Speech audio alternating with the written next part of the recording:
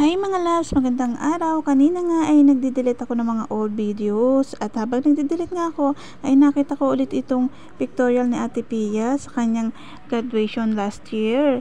Nakakatuwa nga ito kasi nga ay napaka-memorable nitong moment na to.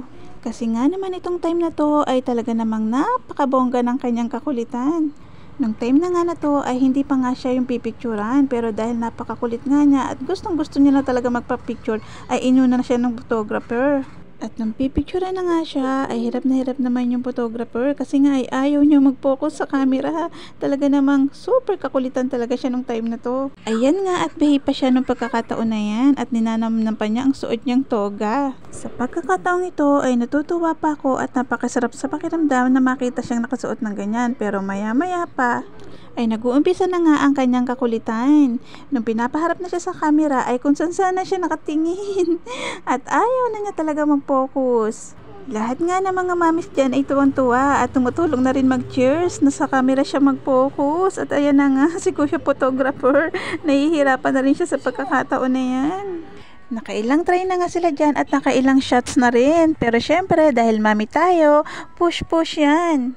Kaya please Ate Pia, umayos ka na kasi ay marami pang susunod sa'yo. Naiinip na nga yung ibang mga classmate mo. At mukhang kalma pa nga ako dyan, pero sa totoo lang ay nahihiya na nga ako doon sa nagpipicture kasi ilang minuto na ay wala pa't hindi sila makakuha ng tamang shots. At habang pinapanood ko nga ito ay parang nai-imagine ko na ang pictorial na Ate Pia ngayong kinder.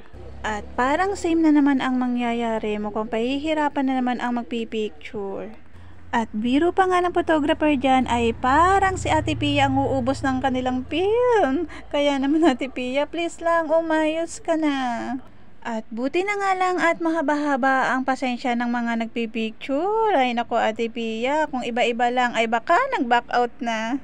At sa wakas, after 10 years, ito na nga yung pagkakataon na medyo nakukuha na namin yung attention niya at na tumitingin-tingin na rin siya sa camera dyan. Ayan naman, kaya naman lahat kami ay tuwan-tuwa at napapasigaw ng go go Ate Pia, look at the camera.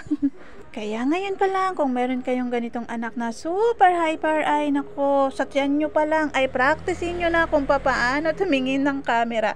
Kasi nakakahiya talaga sa magpipicture dahil halos ng time ay parang mauubos na lang sa kanya. Nakakahiya na lang talaga. Pero syempre, kahit super haggard na, nakakatuwa pa rin at super worth it pa rin dahil maganda naman ang kinalabasan ng picture.